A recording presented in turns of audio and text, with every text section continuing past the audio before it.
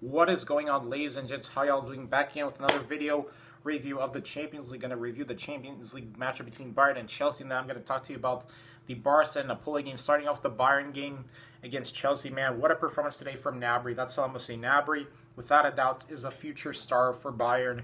And this game just goes to show you that Bayern, they play better in the second half, because in the first half, I don't know what happened with Bayern, but in the first half, they played very sloppy. But in the second half, Hansi Flick turned things around, and Bayern were able to get 3 Gs today. And Alphonso Davies, he's already a top 5 left back in the world. Let's be honest here, this guy is absolutely incredible. The way how he played today, he played like a mixture of Roberto Carlos and Marcelo.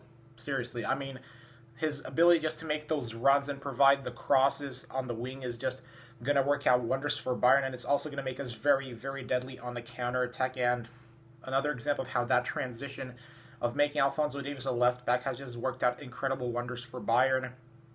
And Thiago played great too today.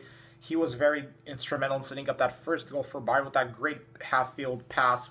Seriously, Thiago is just a midfield magician. He's, in my opinion, the most underrated midfielder in the world. And Lewandowski did great too. He assisted Gnabry on the first goal. And then on the second goal, Gnabry scored another one. And then Lewandowski scored the third G. So this Bayern team, in my opinion, the way how we played today, we are looking like a Champions League contender. Seriously, I think we are going to make a very deep push for the Champions League this year. We certainly look way better than how we did last year under Niko Kovac in the Champions League. Because today has just proved how having Hansi Flick can be the right move for Bayern, and I think that if we are able to win the Champions League this year under Hansi Flick, then there is an indication that he can become a permanent manager for us, because right now we are playing our best football under Hansi, and really this game should have been 5-0 for Bayern the way how he played, because Chelsea in the second half just had no answer for Bayern at all. I mean, none. I watched the whole game. I watched the second half because, I came back from school. And in the second half, Bayern just completely dominated Chelsea. We were great. We were able to distribute the ball very efficiently. And Chelsea, they did create a couple of chances, but our defense at the end, they played great. This looks like, the way how we played today, this looks like the 2013 Bayern Munich team, just absolutely efficient and very clinical on the finishing. And this game just gave me flashbacks of that 2013 FC Bayern Munich Champions League team. But obviously, it's only game 1. We still got another leg to play against Chelsea, but I like what I saw, man. We're going to come home to Munich with a 3-0 lead over Chelsea, and then we can, and then after that game, if we can close out Chelsea at home, then I think we're probably going to go against either Barcelona. I think our next opponent likely can be Barcelona if we are able to close out Chelsea at home. That's just my personal opinion. But what else is there to say about this game? Boateng, he looked great, but Pavard needs to improve, because Pavard played a bit sloppy today. He was just giving the ball away. And he can't be doing that. So Pavard, he needs to improve.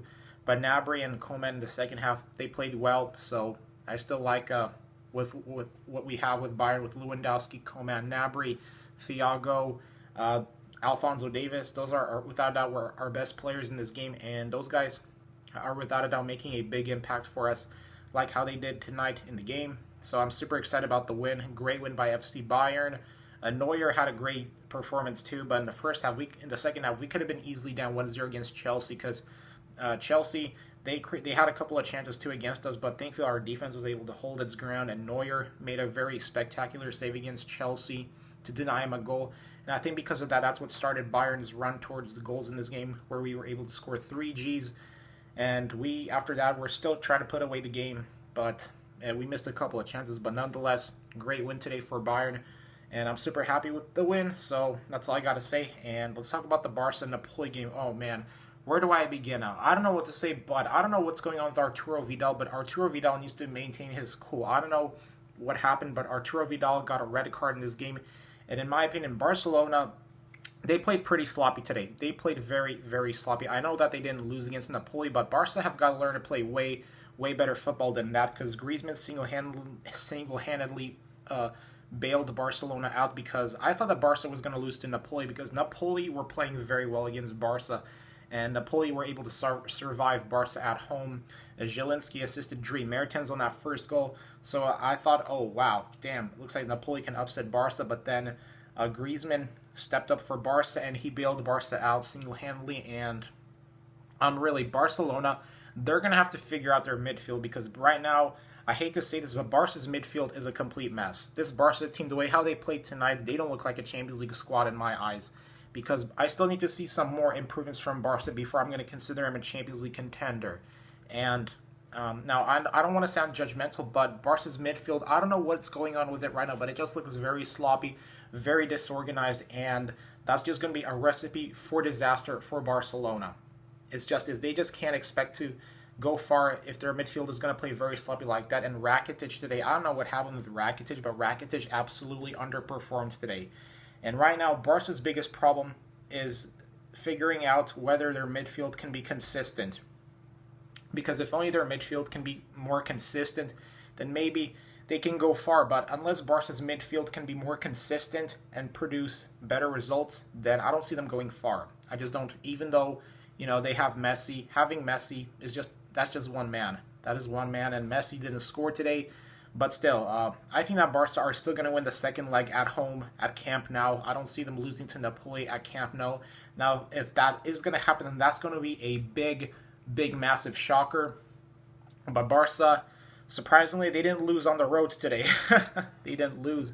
And that's all I can say, man. Nothing much else to say, except that this Barca-Napoli game was pretty boring in my opinion. Well, maybe not entirely boring, but I just don't understand what's going on with Barca's midfield. They just really have to figure out a way how to distribute the ball better and create more rhythm and chemistry, because right now Barca's team chemistry in midfield is kind of a disaster, and it needs to be improved if Barca want to compete against teams like Liverpool, Juventus, who else? Even, I don't know what other team to name. Even Borussia Dortmund. If they want to compete against those teams, then they're going to have to find a way to figure out their midfield, or else it's going to end in disaster for Barca. That's all I'm going to say. But anyways, guys, that was my post-game reaction. Let me know what y'all thought about these games in the comment section below. And make sure to drop a like, comment, subscribe, and I'll talk to y'all later. Y'all have a good one.